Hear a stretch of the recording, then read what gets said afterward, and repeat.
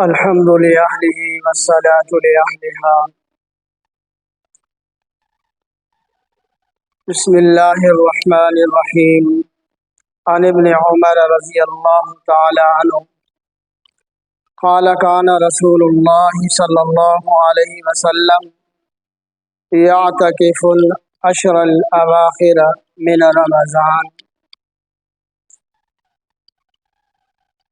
حضرت ابن عمر رضی اللہ تعالیٰ عنہ سے روایت ہے کہ نبی صلی اللہ علیہ وسلم رمضان کے آخری عشرے کے اندر اعتکاف میں بیٹھ جایا کرتے تھے۔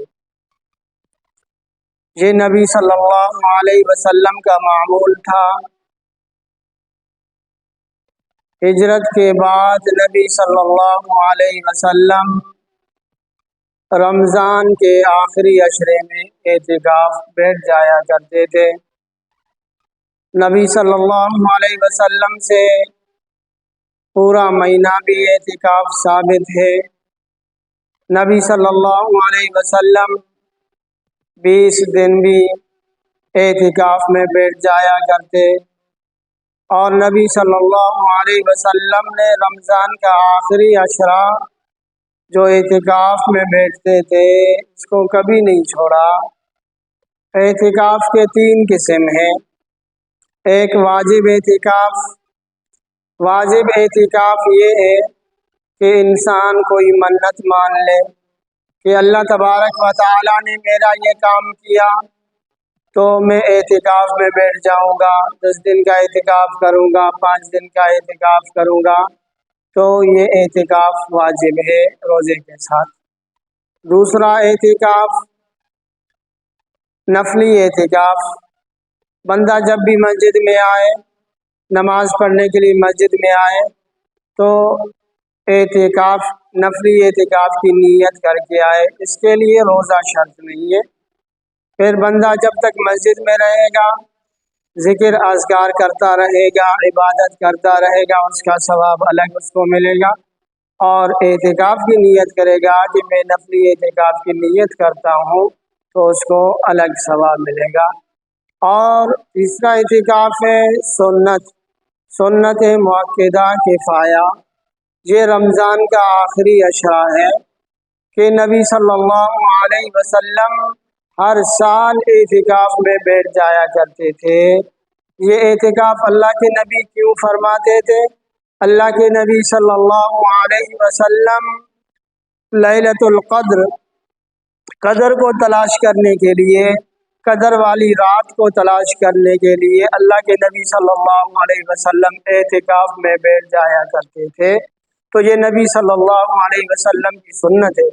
آپ اندازہ کر لیں کہ محبت کے 3 درجے ہیں۔ محبت کا پہلا درجہ یہ ہے کہ انسان اپنے محبوب کے گھر بار بار آئے جائے، تو مسلمان اپنے رب جو ہمارا حقیقی محبوب ہے، ہم ان کو منانے کے لیے، اپنے رب کو منانے کے لیے دن میں 5 وقت اللہ کے گھر میں آتے ہیں اللہ کو منانے کے لیے۔ یہ نماز جو ہے یہ محبت کی پہلی منزل ہے۔ اور محبت کی دوسری منزل کیا ہے کہ انسان اپنے مال کو قربان کرے اپنے محبوب کے لیے۔ تو اللہ ہمارا حقیقی محبوب ہے تو ہم اپنے رب کے لیے اپنے مال کا زکوٰۃ ادا کرتے ہیں، صدقہ دیتے ہیں، غریبوں اور فقراء پر خرچ کرتے ہیں۔ اپنے مال کو خرچ کرنا اللہ کے لیے یہ محبت کی دوسری منزل ہے۔ اور محبت کی تیسری منزل کیا ہے کہ انسان اپنے محبوب کے لیے، اور اللہ جو ہمارا حقیقی محبوب ہے، ہم اللہ کے لیے اپنے کھانے پینے کو چھوڑ دیتے ہیں۔ جو یہ روزہ ہے، یہ روزہ محبت کی تیسری منزل ہے کہ ہم اللہ کے لیے کھانا بھی چھوڑ دیتے ہیں، اپنے محبوب حقیقی کے لیے، اللہ کے لیے ہم پینا بھی چھوڑ دیتے، نفسانی خواہشات کو چھوڑ دیتے۔ یہ محبت کی تیسری منزل ہے۔ محبت کی چوتھی منزل یہ کہ انسان اپنے گھر کو چھوڑ دے، اپنے بچوں کو چھوڑ دے، اپنے والدین کو چھوڑ دے۔ جو یہ اعتکاف ہے، اعتکاف محبت کی چوتھی منزل ہے۔ اب اعتکاف کرنے والا ایک فقیر کی مثال ہے کہ ایک فقیر ہو جو کسی سخی کے دروازے پر آئے اور وہاں کپڑا بچھا کے بیٹھ جائے اور صدا لگائے کہ جب تک میرا مسئلہ حل نہیں ہوگا، جب تک میرا کام نہیں ہوگا، جب تک میری بات کو نہیں مانی جائے گی، میں آپ کے گھر کو نہیں چھوڑوں گا۔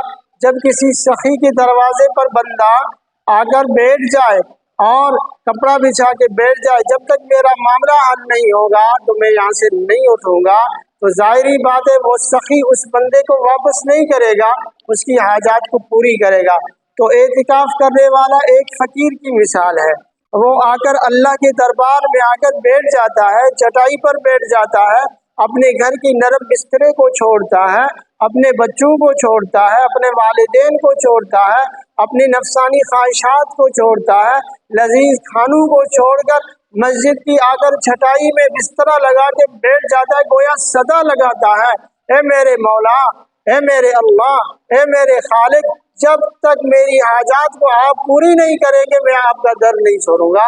تو اعتکاف کرنے والا ایک فقیر کی مثل ہے اور اس سخی کے دروازے پر آ جاتا ہے جو سب سے بڑا سخی ہے، جو اپنے در پر کسی کو خالی واپس نہیں بھیجتا، جو اپنوں کو بھی کھلاتا ہے، اپنے دشمنوں کو بھی کھلاتا ہے، جو اپنوں کو بھی دیتا ہے، جو نہیں مانتے ان کو بھی دیتا ہے۔ تو اللہ تبارک و تعالی سب سے بڑا سخی ہے۔ اعتکاف کرنے والا مثل فقیر کا ہے، وہ اللہ کے دربار میں آ کر صدائیں لگاتا ہے اور اللہ تبارک و تعالی اس کی حاجات کو ضروری پوری فرماتا ہے۔ اور اعتکاف کرنے والا وہ مثل فرشتوں کے ہوتا ہے، جس طرح فرشتے گناہوں سے اپنے آپ کو پاک رکھتے ہیں، فرشتے گناہوں سے پاک ہے، اعتکاف کرنے والا بھی اپنے آپ کو گناہوں سے بچاتا ہے، 24 گھنٹے وہ گناہوں سے اپنے آپ کو بچاتا ہے۔ پھر وہ اعتکاف کرنے والا اگر عبادت کر رہا ہے پھر بھی ثواب، اگر اعتکاف کرنے والا سو رہا ہے پھر بھی عبادت، اگر اعتکاف کرنے والا کسی جنازے میں شامل نہیں ہوتا تو علماء لکھتے ہیں کہ اللہ تبارک و تعالیٰ اس کا بھی ثواب عطا فرماتے۔ تو میرے بھائیوں، یہ اعتکاف ایک اہم عبادت ہے۔ میں یہ سمجھتا ہوں کہ آخری جو عشرہ ہے یہ پورے رمضان کا نچوڑ ہے، اور رمضان میں جو عبادات کیے جاتے ہیں ان تمام عبادات کا نچوڑ اعتکاف ہے۔ خوش نصیب ہیں وہ لوگ جو آخری عشرے کے اندر اپنے گھر کو چھوڑ کر، اپنے بچوں کو چھوڑ کر، اپنے اہل و عیال کو چھوڑ کر، اپنے نرم بسترے کو چھوڑ کر، اپنے دوستوں کو چھوڑ کر، نفسانی خواہشات کو چھوڑ کر ایک اللہ کی رضا کے لیے، اللہ کی بات، اللہ کو منانے کے لیے آ کر مسجد میں چٹائی پر بستر لگا کر فقیروں کی طرح سو جاتے ہیں، یہ بڑے خوش نصیب ہیں۔ ہمارے آقا صلی اللہ علیہ وسلم، ہمارے پیارے نبی صلی اللہ علیہ وسلم اپنی زندگی میں اعتکاف کو کبھی نہیں چھوڑا۔ اللہ کے نبی صلی اللہ علیہ وسلم رمضان کے آخری عشرے میں ضرور اعتکاف فرمایا کرتے تھے، اور اللہ پاک ہمیں بھی توفیق دے کہ اپنی زندگی میں ہم بار بار اعتکاف میں بیٹھ جائیں۔ اللہ پاک ہم سب کو عمل کرنے کی توفیق نصیب فرمائے۔ وما علینا الا البلاغ